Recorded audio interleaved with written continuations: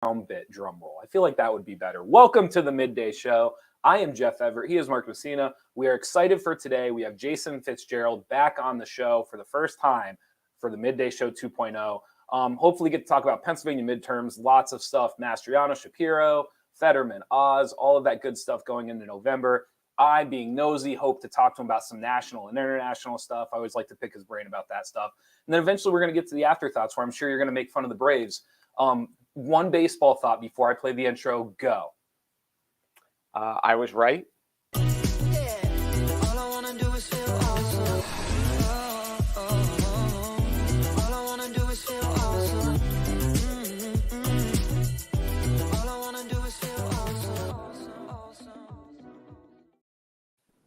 And welcome back to the Midday Show. Jason, can you hear us all right? I can hear you great. All right, we're excited to have you back on, Jason. We really, really appreciate it. Mark and I talk about some political stuff throughout the week, and obviously we always say, boy, that'd be a great question for Fitzgerald. So we're happy to have you on. Well, I'm happy to be here. I'm glad that I ran into Mark the other day, and yeah, I'm excited to be a part of the program today. I mean, no, I don't want to put any pressure on you, but we build you up like you have all the answers. So, I really don't, but I appreciate that. I appreciate all of your confidence in me. If you could pretend for like the next half hour that you have all the answers, that would be good. Sure, I'll give it a try. So here, just who's going to win? Let's just start there. Just tell us who's going to win. Well, in the governor's race, I mean, all the polls between Mastriano and Shapiro, the average of polls is indicating that Josh Shapiro is ahead by around an average of 11 points. But I always think that the Republicans in Pennsylvania underpoll a little bit. So I think that race is probably a little closer. I think, if the present trend continues, obviously Josh Shapiro, Attorney General Shapiro, will be elected governor. However, I wouldn't rule out Doug Mastriano, because you look in the primary and see he did substantially better than what the polls were indicating and won by a wide margin. On the Senate side, Oz and Fetterman are within 4 points. So that's really anybody's, race to win or lose, I think. And so that one I think is going to be very close. But, we'll see. It's we're what, 25 or so days out. But, it certainly looks like the Senate race is going to be close. And it looks like right now, if the present trend continues and the polls are accurate, that Attorney General Shapiro would be likely to win, but I wouldn't rule Doug Mastriano out either. A lot can happen. Have you seen a race with the Oz Fetterman? It's so void of your typical political. Oz is not a politician. Oz is he's a surgeon, but most of us know him as like a Hollywood guy. He's a TV spokesman. On the other side, Fetterman is the lieutenant governor, but he walks around in a hoodie. He doesn't really look the part of, and not only you mix in the stroke that he had in the spring, and there's the health aspect, but just from a personality standpoint, neither of these guys come across as a politician. Have there ever been such a significant race like that you can recall? Not in Pennsylvania, really. I mean, we tend to nominate people for governor in the United States Senate and even United States Congress that have previous political experience and kind of fit more into, that traditional political category. But no, they're very unique candidates. Of course, you do have this trend that's happening in American politics, and it's actually happened for years, where celebrities are becoming their party's nominees. You look at Herschel Walker and then Carrie Lake, the former news personality out in, I think, Arizona. So, no, I mean, in Pennsylvania, this is a new kind of race, and they're definitely different candidates. It's also been interesting to watch the advertisements and the campaigns to see that they're really quite void of any kind of real substantive issues. There's a lot of talk about, John Fetterman getting support from his parents till he was 49 or whatever. And, criticisms of Dr. Oz for, various products, et cetera, that he's promoted on his show. But it's really been devoid of any issues. I guess the one issue that's been talked about with some degree of regularity has been the crime issue.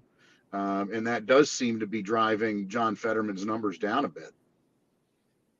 Really interesting. I want to go back to Mastriano and Shapiro really quick. You are the first person that I have heard talk to that says do not count Mastriano out. Can you just dive into what, I don't want to say why you have that thought, but kind of what are the tea leaves telling you that makes you say tea leaves? I like it. I like it. Well, I mean, I would suppose that most of the tea leaves are telling us that Josh Shapiro will win. He's up by double digits in the polls, but Senator Mastriano has a very strong grassroots network. He has not raised a lot of money, but he didn't raise a lot of money in the primary either, and a lot of strong candidates ran against him there. He does have a network of dedicated supporters and voters that will certainly show up to the polls. I think his problem is that in the southeastern part of the state, which I'm just returning from, I'm parked here at a Wendy's in a mountaintop, but I was in Clifton Heights last night, which is outside of Philadelphia. And, he's having a problem getting across to women voters. But I wouldn't, in today's climate, with the economy the way it is, and, there certainly seems to be a backlash against politicians, so to speak. People may view him as an outsider, and I think that that's gives him a chance in this race. I'm not saying that he's likely to win, but he does have a chance to win. It's not. I don't think that the governor's race is over yet. It could be soon, but it's not yet. Let's set the governor's race back over there, because I agree with that race. Doesn't fun is the wrong word, but that race seems to be not as interesting as the Fetterman-Oz one. The debate coming up October 25th. I'm really fascinated by the debate aspect of this. Is it typical for it to be this late? I feel like this is incredibly late for a debate. Typically, there are a series of debates, but it's not necessarily uncommon in some of these state races to do them later. Traditionally they have started a little bit earlier than this. Some people are already, I believe, casting votes now. So that was one of the arguments of the Oz campaign, is that, a substantial amount of people will have already cast their votes when they're watching the debate. And this debate has a number of interesting things to watch. Obviously, there are going to be some accommodations made for Lieutenant Governor Fetterman's health issues. So it's going to be interesting to see how that plays. There were a few speeches that he had given after the stroke where he certainly seemed to demonstrate, some difficulty in getting his thoughts out, et cetera. It'll be interesting to see how voters respond to that. Will they be sympathetic to his health issues, or will they think, listen, pal, you need to get yourself feeling better before you take on a job as a United States Senator? I don't know what the reaction will be there. I know that, the Oz campaign is certainly banking on Oz doing very well in that debate. He's certainly very comfortable in front of the cameras and answering questions. John Fetterman has spent a lot of his time talking to the media as well. So, but it'll be interesting to see. There will be a lot of focus on that debate for sure. I was just reading about this morning. Apparently, one of the issues and in the post recovery from his stroke, he said if he can read it, he understands it immediately, but auditorially, when someone says something to him, sometimes he needs to hear it more than once. And having no medical whatever, that's not something that I would have thought about. But that it is interesting that's the issue. That if he reads it, it's better. He grasps it right away. But if he hears it, there's still a remnant of mishearing. So, you're right. Is it sympathetic, or do people think it's irreparable? Isn't relatable? Sympathetic, relatable. It's going to be very interesting. I just read a piece that his supporters are obviously going to find it, relatable, sympathetic. At one of his latest speeches, Jason, he actually used it as a talking point. He did almost like a straw poll of the audience of, raise your hand if you know somebody who has suffered a stroke. Raise your hand if you have somebody that's living with a disability. And by the time he asked all those questions, almost everybody's hand was up. And basically to say I'm no different than anybody else that you would vote or support in your own family or group of friends. So it's going to be interesting to see how that plays out in a live setting. For sure. And, I have had a very close friend of mine that had a stroke recently, and he was in pretty good health. He's a little older than the lieutenant governor, but, so you can certainly identify that. But this seems to be a little more serious of an issue than just a minor stroke. I have some friends who, have had minor strokes, and it certainly takes a while to come back from them. But this appears to be a pretty serious thing. That's the challenge, right? It's not that he had a stroke; it's when he had the stroke. It's how it wasn't that long ago, and that seems to be kind of the debate: is how quickly can someone recover and actually perform the duty that he is trying to get elected for. And being a United States senator is not an easy job. It requires a lot of traveling, a lot of meetings, a lot of work, frankly. It's not a 40-hour-a-week job. It's a tough job. So, I do think that the questions of someone's fitness for office, I think that's a point that has certainly been raised before, usually with regard to age, when some of the candidates were running that were a little bit more advanced in age. So it's not uncommon to have questions relative to someone's fitness to serve in office. So that's the Fetterman side of it. I'm curious of what you two think about the Oz side of this debate. Is it enough? Can Oz just show up and smile, and it's enough? Like, is the whole goal of this was for him to get Fetterman to have to play his cards after his stroke, or is there something deeper here that Oz can play to? Well, I think what Jason mentioned earlier, Oz is smooth in front of a camera. He's very intelligent, obviously, because he was a surgeon. He's very well spoken. He's quick on his feet. So this is his wheelhouse. Like, this is, and I know Jason said Fetterman's obviously talked to reporters his whole political life, because that's what they do. But Oz has been waiting. Oz has got to feel like that this is his battleground, and they certainly hope that Fetterman struggles with his health, because then, I would think that that's what they're hoping for. But no matter how well Fetterman does, I think Oz's camp feels like he's going to do well. Absolutely. And I mean, since he's behind, he kind of needs a win. There's an old belief that when you're ahead, you can only lose a debate. Although I don't know if that's always the case. But no, I think that definitely the Oz people think that this debate's going to benefit them. It's why they're pushing for it, and he will have to perform well. Is there anything else just to meet expectations?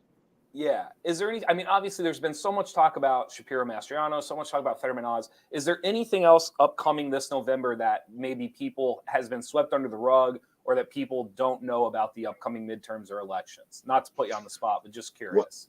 Well, I mean, out in the northeastern part of the state, Congressman Matt Cartwright is fighting back a pretty serious challenge from a Jim Bognet. That's a rematch from a race 2 years ago. The polls are showing that that's neck and neck. Congressman Cartwright is in a slightly Republican district, but he has been benefited from the fact that he serves on appropriations and has been able to bring money back to his district. But that's a tight race, maybe tighter than a lot of people expected. And, with the control of the Congress at stake, that's maybe something to look at in Pennsylvania. The state legislative and Senate races, at least in our listening area, are if they're, of course, every state House member's up, but for the state Senate members that are up, those races are either uncontested or not seriously contested. So, I mean, the real focus is on the governor's race and the U.S. Senate race. No matter what happens with Fetterman's health, or the way the public perceives Fetterman's health, so much of this midterm is about Roe versus Wade. Do you think it would benefit Oz to soften a little bit, or do you think that he would annoy his base if he softened a little bit? Well, I think that this Roe v. Wade issue is really what prior to this, I think the Republicans were going to really crush it. But this has opened up an opportunity for Democrats. I think that, look, if somebody is a strong conservative Republican, anti-Biden person, they're going to be voting for Dr. Oz. I mean, what he needs to do is he has secured his base. Early on, his base wasn't secure. Right after the primary, he was down by 11 or 12, and Shapiro and Mastriano's race had tightened. But I feel that Dr. Oz has secured his base, and at this point, you're going for that very small portion of independent and undecided voters, and that number is very low. But certainly, I think that those who are very, very strongly pro-life are in the Oz camp. Those who are very, very strongly pro-choice are in the John Fetterman camp, and those who are in the middle would not really take kindly to extremism on either end of that.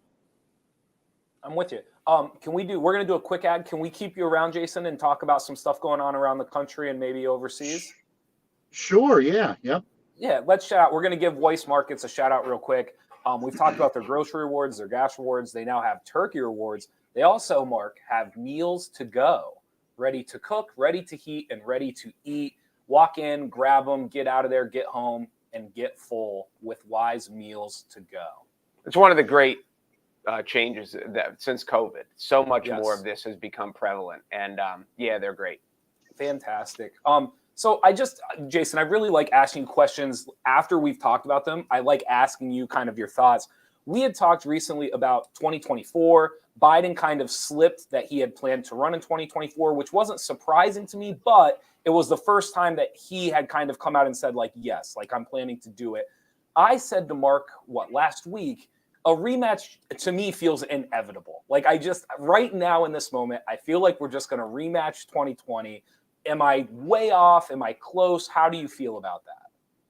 Now, if I had to guess, I would guess the same thing. I think it's going to be a rematch. I think that Joe Biden will run, and I think that Donald Trump will run, and I think they'll both be nominated. And I've felt, there've always been people that say, "Oh, Biden's not going to finish his term" or whatever. I've never felt that was the case. I think we will have a rematch.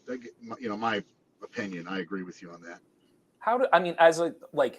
As a young voter, as a frustrated voter, as any type of voter who doesn't want a rematch, I mean, do people still show up to the polls? Does voting numbers go down? Like, what is kind of the result of another rematch of Trump and Biden?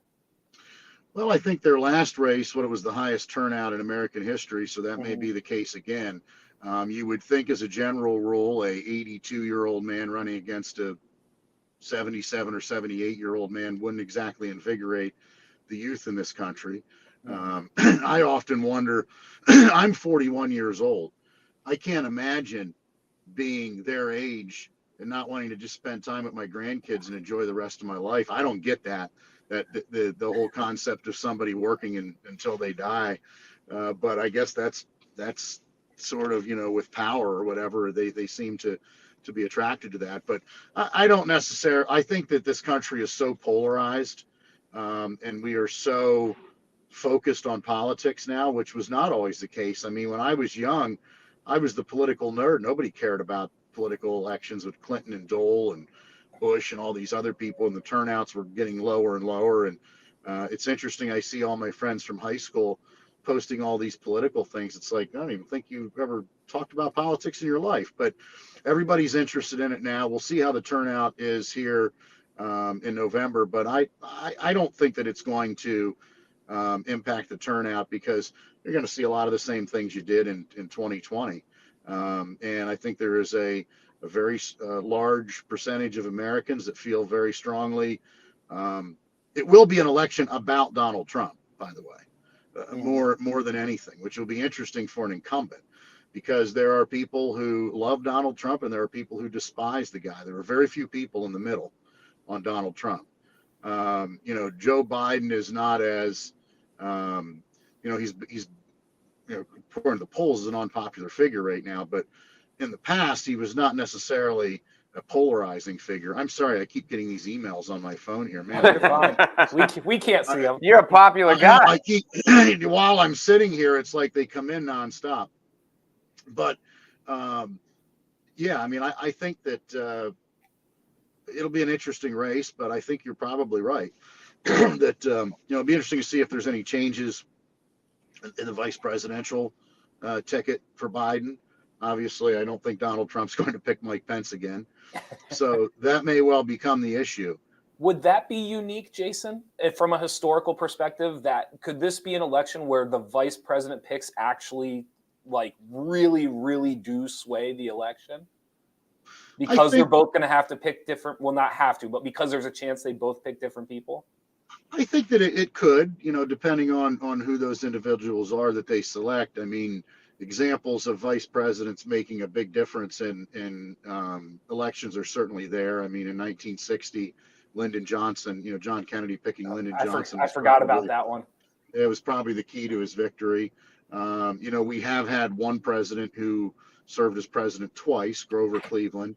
And of course, he lost to Benjamin Harrison. Harrison was president for 4 years. Cleveland ran 4 years later and defeated him. So, there is that precedent for that. But, yeah, I mean, it will be one of the few surprises maybe in the race. So it'll be interesting to see who is selected for both of these guys, because if you think about it, whether you're Joe Biden or you're Donald Trump, you're only going to be serving 4 more years. So both of the candidates would only be qualified to serve 4 years. So either of them would immediately become a lame duck. So the vice president pick is going to be important, because that person will likely have their party's nominee. If Biden wins or if Trump wins, their vice president will likely be the nominee for president in 4 years from the election. So it'll be interesting. Well, I think too, especially on the Democratic side, I think there's huge pressure, because there will be a lot of people that, if they do vote for Biden, they would be doing so thinking he's not going to finish his term. So whoever the vice president is needs to be somebody qualified to be president, unless they think Biden's going to ride it out till he's 86. Exactly. And as Jason already said, none of us should be riding it out till we're 86. Not in a position of pressure. I can't imagine wanting to do that, but maybe I'm different.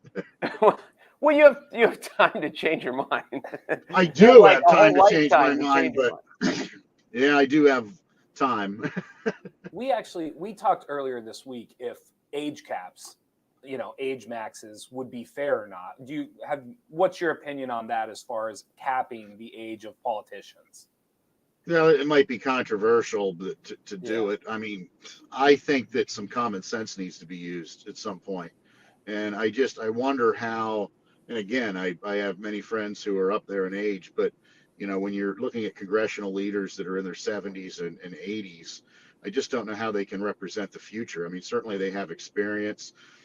I don't know that we should cap it. There's some people that are, 70 years old that are much more vigorous than a 50 or 60-year-old. But, yeah, I mean, I just think that there comes a point where, you have to assess that. And of course, a lot of it just dependent upon your health and other things. But, look, some people, can remain very, agile and their minds work well. And, I guess that's okay.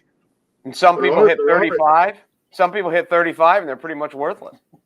Right. Exactly. So, the saying that, John F. Kennedy used to say that, youth is no indication of vigor, nor is old age necessarily an indication of wisdom. I think that's a pretty good point. I think you have to judge people individually, but I just personally, I don't understand it, but yeah, no. Well, there's plenty of stuff that we don't understand too. Right. So you're in the right place. Let's judge more people individually before we let you go. Okay. We've talked a lot recently about Ukraine and Russia. We actually talked about the Elon Musk Twitter. It came out that he actually may have talked. Oh, we might have lost Jason. That might have been it. We might have lost him. We'll have to see what happens. We were talking yesterday. It was yesterday, right? We talked about Musk with the Twitter poll, right? And that a report came out that he actually got to talk to Putin. Can you hear us all right, Jason? Oh, maybe we'll get him back. Yeah. Well, while we have a moment, I just want to point. I don't mean to pat myself on the back, but you remember yesterday when I said in at least two of these 4 games, the visiting team's going to score in the top of the first, and they did. Thank you. Philly scored in the top of the first. Seattle scored in the top of the first. I told you. I said at least 2 of the 4. It was 2 of the 4. You're welcome. Yeah, no, that was good. I appreciate it. Okay, I'm back now. Somebody tried to There it call me. Man, people really want to get me. It's lunchtime, too. All these Jeez, you emails mean- and phone calls. We wish people would want to call us once in a while. We might have Trust to get me, you a it's not all it's cracked out up to be. Well, we had talked yesterday, actually a lot in the last week or so, about Ukraine and Russia. We had talked about the Elon Musk and how he had actually talked to Putin before he put up the Twitter poll. And we had talked about, Crimea. We had talked about the bridge explosion, just kind of trying to dive into it. However, obviously, we are not experts on Ukraine and Russia. We're not experts even in politics. So just like moving forward, we were just trying to figure out, people talk about giving Putin an off-ramp. We talk about America's had more of kind of a fingerprint on this than what we had originally planned on doing so, or what we expressed we would. How, going into the winter, going into the 2024, how much do you think Ukraine and Russia could affect politics, as far as the race of 2024? Not at all, a little bit. Is it kind of out of sight, out of mind as far as politics goes here in the States? What's your take on the imprint it's going to have? I have a strong opinion on this issue, just in the interest of full disclosure. I think it's going to continue to become a major political issue. And I always get worried when I start to hear Republicans and Democrats agreeing on things, and they're starting to kind of beat the war drum. And I think the next thing that we're going to be hearing about, I don't know how far it will go, is I think they're going to be talking about sending Americans there. And my personal opinion is we can't get into another situation like we did with the 2 wars during the Bush administration, where we say, okay, we're going to go to war, but we're going to put all of the costs of this war onto our children and grandchildren. In other words, we're going to borrow more money for it. And then we're going to use our volunteer military, which is predominantly made up of working class and poor kids, to go and fight a war. I think if we're going to fight a war, plainly and simply, everybody needs to sacrifice. And I would be disappointed if Congress would send. I don't think we should send a single person there, because I'm not willing to pay more for it, and I'm not willing to sacrifice my children for this a conflict and an strategically unnecessary part of the world. And I think that if we're going to go to war, what Congress needs to do is pay for it as we go. If that means increasing taxes, then we have to increase taxes, and there should be a draft with no exemptions. So if we're going to go to war as a country, everybody has got to be prepared to pay something for that. I think that it would be a terrible mistake to do what we've done before, with the first Iraq war and the Afghanistan war. Unlike World War II and every other war in history, we didn't pay for it as we went. We put it on our children and our grandchildren. So I think it would make Congress have to really look and say, so, okay, this is important to us, but are we willing to, if the war is going to cost $1 billion, are we willing to raise taxes by $1 billion to pay for it? Or are we willing to cut somewhere else to pay for it? And are the members of Congress willing to have their children and grandchildren called up to serve? I think it's as simple as that. I think that it's not, again, I want peace in the world, but the United States can't afford to be the policeman anymore. We just can't. We don't have the financial resources to do it that we once had. But I think it will continue to be a big issue. But I don't know, I've got to say, though, I don't know that people are going to tolerate sending troops overseas unless they do the old, well, none of our kids are going to have to go and we're not going to have to pay for it. So, yeah, let's do it. There is the word that kept coming to my mind as you were speaking was de-escalation, because I do think there's a part of this where, people keep talking about giving Putin off ramps, and I don't know if those off ramps are even still available anymore from what I read. But then I also think to myself, Putin he's older. You look at how it just went with Ukraine. It did not go the way that they had expected. Is there any part of this where you can kind of ride it out, or is he basically so backed into a corner that the idea of de-escalation is becoming less and less likely?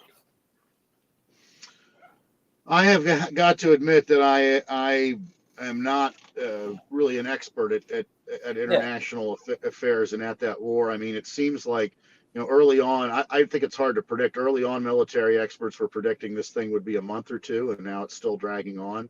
So I don't know. I don't know what the answer is. Sorry, I didn't have that answer. No, that's fine. Let me bring one back stateside. What do you think is going to happen with the Herschel Walker race? Ooh. That's an interesting one. I mean, it keeps looking like the news gets worse and worse for him, but the polling still indicates that it's very close. I think that's a 50-50 race. I could see that going either way. At this point, because, if this would have happened in January, there's a really good chance that Herschel's out of the race and the Republicans in Georgia say we're going to put somebody else up there. Absolutely. Now that they're so far, they are pot committed to Herschel right now. Is there anything he could do that if you're a Georgia conservative, you're not voting for Herschel? Like, I'm just casting the ballot no matter what comes out. I mean, I'm a conservative, and there's lots of things that you could do to not get me to vote for you. I would have a hard time voting for what I think. I would have a hard time voting for someone, just knowing the things that I know. But I think that probably, as a general rule, no. I mean, I think that we've entered a time in our politics where if somebody agrees with us politically, we're willing to forgive them for everything else. And if we disagree with them politically, we won't agree with them on anything else. It's an interesting time. I mean, 10 years ago, 15 years ago, his campaign would have been tanked. But today it's, well, I'll vote for the devil I know against the,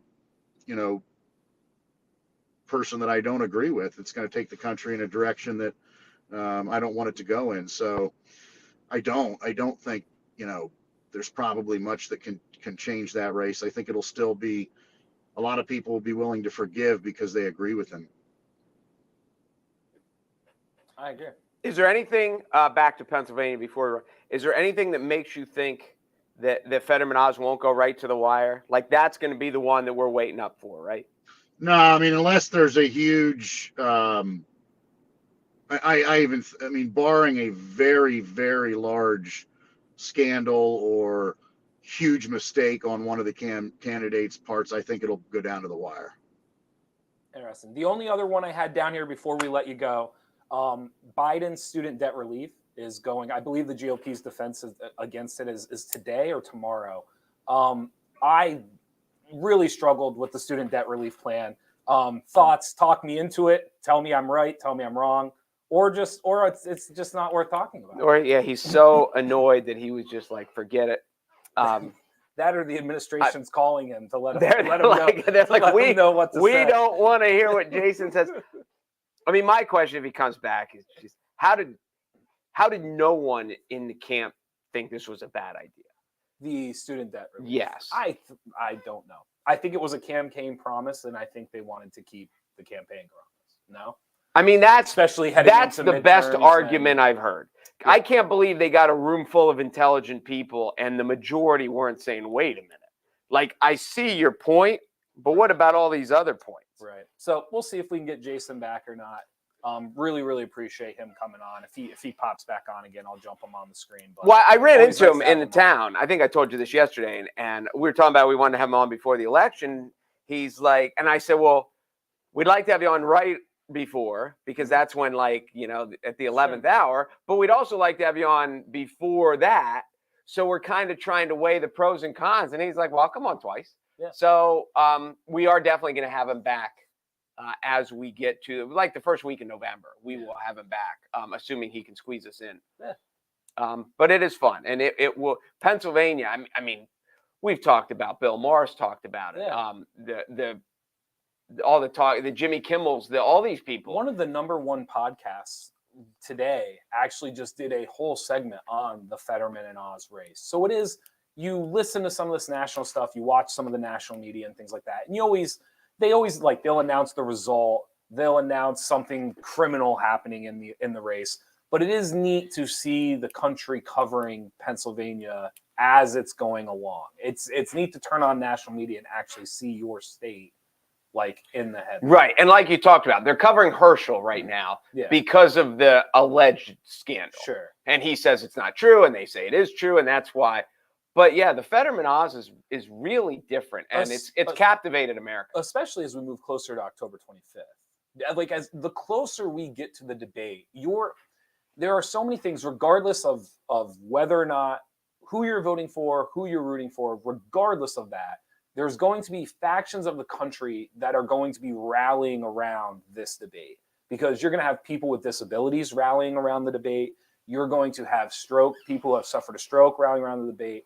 You're also going to have hard conservatives rallying around the debate. Like, this debate, as we get to like the 21st, 22nd, 23rd, 24th, you are going to hear from different factions around the country, like basically saying like, support this candidate for X. I agree. It's going to be a big one. I think it's going to be fascinating to watch. Go ahead, baseball. I know you brought it up. Well, I just said, I said that these teams that had been off had a real chance of struggling. I thought you were spot on. I just want to let you know that. Well, thank you. Houston got lucky. The Seattle bullpen imploded. Yeah. I don't say got lucky, like they hit a home run in the 8th, a home run in the 9th, and there's not a lot. But it is there's this thing about baseball that, you come back the next day. I would be shocked if the Phillies win today. It's just because, the Braves are good and the Phillies are good, or the Braves are good and the Phillies are hot. And this to me has all the earmarkings of a 5-game series. Yeah. Kind of everyone else, the big dog survived. Cleveland couldn't hit. Garrett Cole threw well. And the Dodgers kind of with a lackluster game. One of those, somebody else needs to get a win today or in the second round. The National League is today. The American League is off today. The National League will play, and the American League plays tomorrow. So today it's the Phillies, Braves, and 4 something. And then the Dodgers and Padres are in prime time. So, yeah, it'll be fun. It'll be fun. I don't count the Padres out. I think the Dodgers, even though they're the best team in all the world, a win today for the Padres would all of a sudden make people very, very nervous in LA. I'm frustrated is not the right word. However, I was watching the Braves-Phillies game yesterday because I'm a Braves fan. And a small part of me, if the Phillies were to pull this off, it would be very difficult for me not to root for them, which goes against like all the rooting interests of baseball.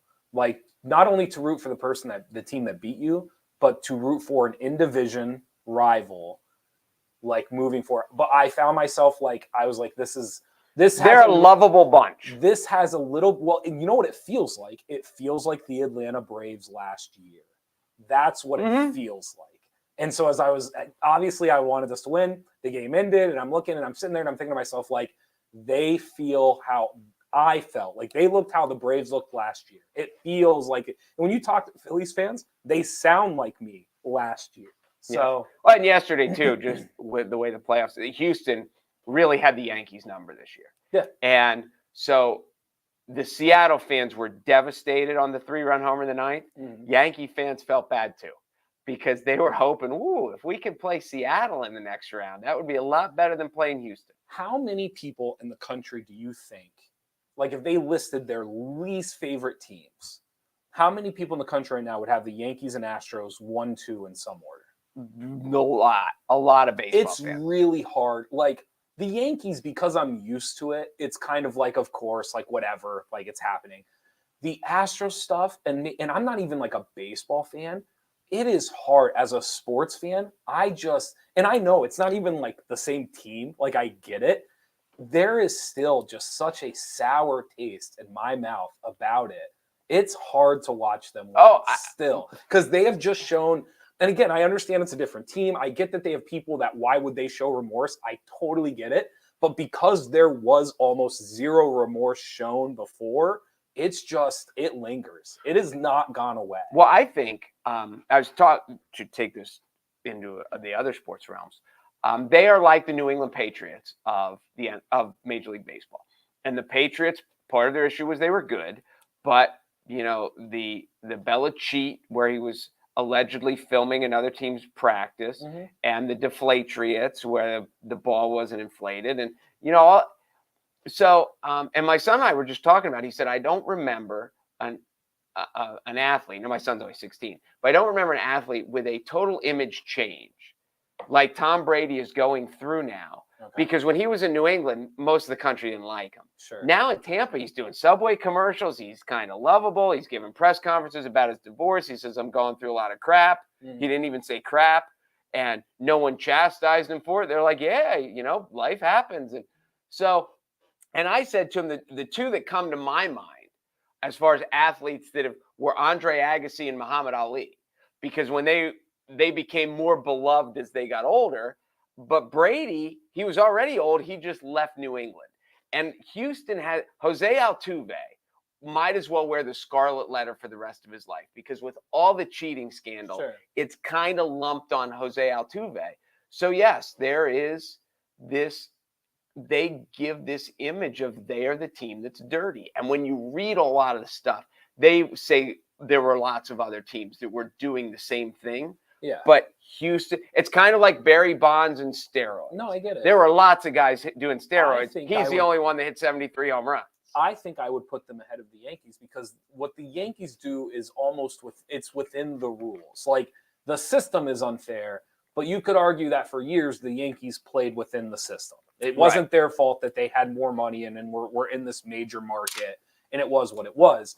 Whereas Houston, it just felt like they did something so outside of the rules. And here's the crazy part. I'm not like a crazy, like, steroids, how awful. Like, I'm still of like, you got to go out there and you got to hit the ball. You got to go out there and you got to throw it. Like, the steroid stuff doesn't really kill me. Something about what the Astros did and I'm not just talking baseball, like across the board in just sports in general, there's something about what they did that just irks me to this day. And again, I am to the point now where I don't think it's what they did. It's that they showed zero admission or remorse for it afterwards. And so I think for me in professional sports, I don't even care about baseball like that much compared to the other sports. But when I watch the Houston Astros win, I get like, there is a feeling of just like, ugh. And it would be interesting because they talk about Jose Altuve second all time in playoff home runs behind Manny Ramirez. He's probably going to break it because he's still young and Houston makes the playoffs every year. When you look at not even the trash can banging, but the buzzer implication that he had a buzzer on his, and they would remote it every time there's a breaking ball coming, and him running around the bases telling people not to rip his shirt off because he had a new tattoo and all this stuff. It would be interesting in hindsight if they all just came clean and said, we were caught, we're sorry, suspend us for a year, whatever. Would society look at them better now? Or would they still? I'll tell you right now, I would. It would help. And you're not the only one. It would help me. And again, none of it matters, right? Like in the grand scale of things. They're either going to win or they lose, and it doesn't affect them. But at the end of the day, like, would I feel differently watching them win last night? Yes. Like, I would. I think the answer is yes. I did watch I got a chance to see the Redeem Team documentary. Have you heard about this? No. So Netflix did a documentary on the Redeem Team USA Basketball. So it would have been 2008 with LeBron James and Carmelo and Dwayne Wade. Coach K had taken over the program. Interesting, enjoyable to watch. I didn't think it was great. I thought it was good. Okay. I didn't think it was great, but it is neat to see. Very emotional, patriotic, USA, rah, like all of those things. Some really neat tidbits in it. The best part about it is they have all this Kobe footage and Kobe interviews that have not been seen. Okay. And so it gives you, it doesn't change my mind about Kobe, but it does, it stamps all the positives that people thought of him. So it doesn't take away the negatives about Kobe, but the things that the grinding, the hard work, like all of that stuff, it's really fascinating to see some of that footage. The things that he would say and the work ethic. Is it just one episode? Or it's a documentary. It's an hour and 40 minutes or so. That's it? Mm-hmm. Oh, Netflix? Yes. Oh, I can stomach that. That's good. Very digestible. You know what they did, though? And because the reason I brought it up, they left out the best story. They left out the Michael Redd story. You told me that story. They did not include it in the documentary, so I'm a little devastated by it. But Michael Redd is in it, like you see him, but they do not tell. Because I'm thinking, to me personally, that's the opening of the documentary. Like that's how the documentary starts out, but no, and it's cool. They take you back through all the years of USA basketball. So there's like a 15-minute kind of here's where it started, here's why we added professionals, here's our drop off from like 2000 to 2006 where we didn't win, and kind of lead you in then to the Redeem Team. So seeing the history of it and all that is pretty neat. It's cool. So the Dream Team was 92? Dream Team was 92. Yeah, so you were too young, dude. Like the Dream but Team. I was in the thick of it though, because I was going into first grade. I think it was my kindergarten to first grade summer. And when I'm telling you, McDonald's. Dude, when I'm telling you, I have all the cups, I have all the starting lineup figurines. Like there was nothing bigger than USA basketball when I was 6 years old. Nothing. So what's weird is like I don't have the memories of like watching the games, right. But I'm telling you, like, it was everywhere. I can I can tell you anything and everything about that team and who was on it, and I mean, like, literally everything. That Dream Team was kind of like a very definitive point in my basketball life. It was honestly the thing that got it going. It's been all downhill ever since. Just downhill. That was the high point at 6, and then just ever since. Steady decline. I'll tell you what was interesting too, watching it before you leave. There was so as I was going through, obviously 92 the Dream Teams out of this world. 96 were still good. 2000 were still good. So 2000 going into 2004 is when we lost the gold medal. I don't know if you remember this or not. It was Stephon Marbury and all them, Stephon, Allen Iverson. Well, there were a whole bunch of people that didn't go. Shaq didn't go. Jason Kidd didn't go. Like half of the team basically like 3 months outside of the Olympics said we're not going. Some of it was like Iraq stuff, security reasons, things like that. There were a couple of injuries. So it kind of left the team half empty. And so to fill it, they got rookies. Like LeBron James was a rookie. Carmelo was a rookie. Dwayne Wade was a rookie. Amari Stoudemire. Like they got all these 19, 20-year-old kids to fill out the roster. And it kind of left like the Iverson, Marburys, and Duncans of the world hanging. Like it left them out to dry. I can remember I was actually at a very premier basketball camp that summer in 2004 because I was 16, turning 17, going into like my junior and senior seasons. And it's in Bryn Mawr. It was the 5-star camps back then, but you had to get like, it was very, very critical that you got into this as far as recruiting goes. So I'm at this camp and it's during the Olympics. And so we're all like in our bunks watching these Olympics, and we're watching Team USA lose to Greece while we're at this camp. And so everyone's kind of like, oh my God, like, can you believe, like, but we're 16-year-old kids. Like it is, we wake up the next morning and I kid you not, the next hour we were lectured by counselors at the camp about why Team USA basketball lost and how much better fundamentally skilled the other kids are. I mean, like coaches, college coaches at that camp were offended that Team USA had lost. I'm being serious. And I'm not kidding you. Hubie Brown got up at that camp and for 30 minutes, he was screaming at us about how kids today don't care how to cut. They don't care how to move without the ball. They're selfish, like all this. He goes, you want to be Iverson and crossover. I mean, Hubie Brown ripped into 500 kids on the East Coast who didn't lose, who had nothing to do with it. But I mean, like, so watching the documentary and kind of like going through, like seeing what it meant to like some of those, for anyone who doesn't know, Hubie Brown's, he's a TV commentator now, but in the archives of like basketball coaching, Hubie Brown's up there. Like he's really, really important in like basketball. He is an NBA lifer. Yes. And I'm telling you, like you might as well have killed his dog. Like that's how important it was that they lost. So it is neat to kind of see that process that led them to making the changes and doing all of that. But that's funny. No, it was cool. It was cool to watch. That is funny. But I vividly, 16 years old, sitting on a blacktop, listening to Hubie Brown lecture me on why USA basketball was falling apart. You know who else didn't play for the Steve Nash? He's Canadian. Because he's Canadian, exactly. Did you see Joel Embiid just recently got American citizenship? Mm-mm. Where's he originally from? Cameroon. Okay. So he's from Cameroon, but he has French citizenship. Okay. And he has American citizenship. Okay. So the debate now is, Where's he going to play? will Joel Is that, Embiid did play he for grow up America? in France? I don't know how he got the French citizenship. Okay. I don't know. I don't know if something happened where like he was growing up and then he wanted to play basketball, so he went to France. I thought, am I wrong? Maybe Cameroon, maybe parts of Africa. I thought Dikembe's best language was French. It might be. I mean, it's possible. Because I remember there's something like Dikembe spoke multiple languages. Right. And some of them were like African small and some of them were bigger. But I always thought Dikembe's best language was French, but don't quote me on that. Yes. The goal is to eventually get one of them to join my micronation, and then we will compete in the micronation Olympics. Well, if you get enough of them. And that's how we will be successful. I mean, if you get... Because it's a micronation, I feel like you only need one. I feel like if you get Joel Embiid, I feel like you're winning. Where's this kid from? The 7'5"er? Victor Wembanyama. Where's he from?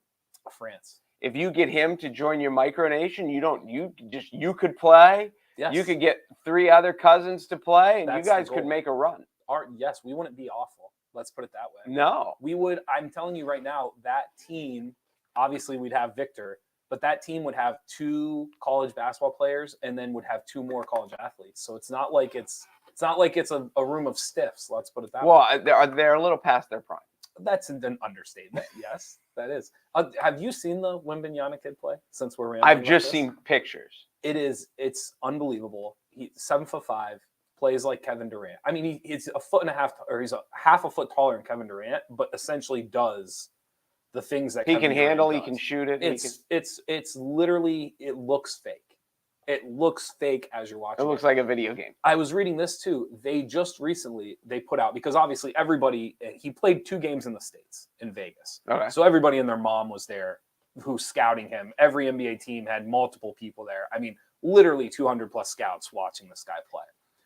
Before, after, during games, he has these unbelievable like stretching routine. I mean, like we're talking like hours of stretching and like core and like all these things.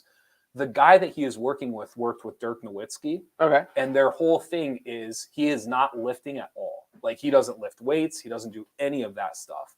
The goal is to basically keep working on his pliability. Is that a word? Yes. Like all those things. And essentially saying they're going to wait until he's a professional to actually have somebody lift with him and decide where he should actually put what weight he should do.